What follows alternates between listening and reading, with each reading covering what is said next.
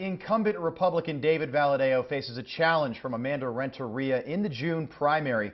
Recently, Valadao joined us right here on Eyewitness News, and this morning we are joined by Amanda Renteria. Amanda, good morning. Thanks so much for being with us. Thank you. Thank you for having me here. It's our pleasure. I do want to read something I found on your website. It's basically your reasoning for running. You say, "I'm running because I grew up here, and I believe the Valley needs a strong voice in Washington. We have to have folks who know how to work across the aisle and who know how to be effective." So that leads me to my first question. Tell me how you, as a Democrat, are going to work across the aisle with Republicans in the House. Yeah, great. Thank you. And I've done it. So a lot of folks wonder, well, are you going to do it? Can you do it? This is the stuff I've worked on. When I worked on the Farm Bill, we had one of the biggest bills that ever passed the United States Senate in an election cycle that was bipartisan. So I've been able to work on policy over my career to make sure we get things done. And it's exactly what we need in Congress, but exactly also what I've spent my time preparing to do. It's the same thing that you say that you worked in Washington, that your opponent, a possible opponent come the primary elections, is kind of saying is a negative for you, that you are from Washington, not really focused on the Central Valley. Yeah, you know, this is my home.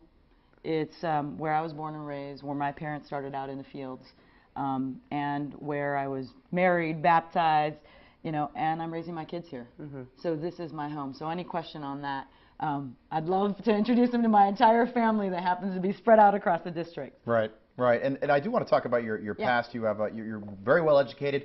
You went to Stanford, graduated from Harvard Business in 2003. And then you actually worked for what some call the enemy in the public sector. You worked for Goldman Sachs for a little while, certainly a wonderful company. The salaries there are phenomenal. But you decided to get into public life here. You worked in Dianne Feinstein's office, and then Debbie Stabenow, am I pronouncing that correctly? Yep. But you've never held elected office. Right. Now, somebody did that in Massachusetts recently, Joe Kennedy, who is one of the Kennedys, an illustrious political family.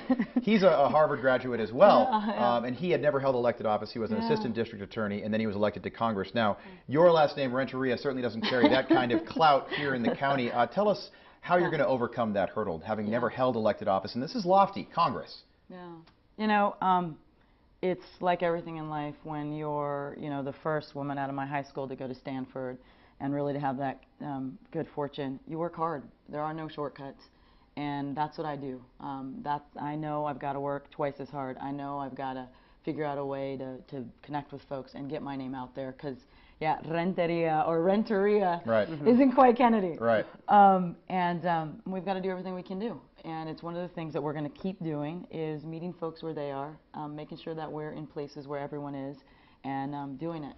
And the other thing that in my bio that often gets missed is I actually was a teacher here in this And district. You're still doing that? I'm substitute teaching now and then, but I have a 4-year-old kid and running for office. Right. So a little bit tougher these days. In a New York Times article recently, you were called the daughter of the Central Valley. Now, with that title, I know it comes a lot of pressure on immigration reform. What are your plans, if any? Is it top on your agenda to find a pathway to citizenship? Yeah, we've got to do a lot of things here in the Central Valley. Truth is, there's a lot of folks and families who are hurting. And everyone knows about the water crisis. So it's not just one thing we can do here. Right. We've got to work on water. We've got to work on creating jobs. We've got to work and make sure that our kids have a future in schools.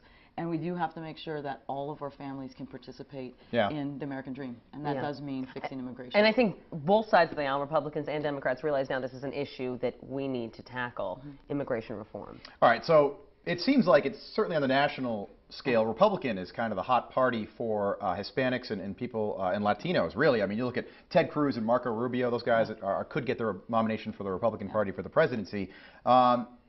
Right now, 7 out of 10 Hispanics supported Obama in 2012. This is a blue state. It's been a red county. It's been a red district in some areas.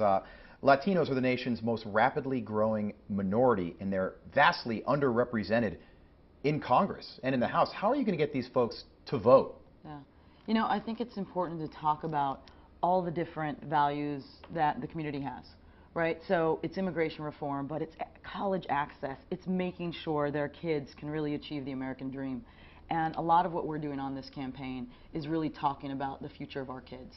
I mean, having grown up in the communities here, having grown up as, you know, the daughter of migrant farm workers, knowing the struggle for them and the risk that they took to have their kids be able to achieve the American dream is a really important thing to be talking to all of the kids about, all of the families here about.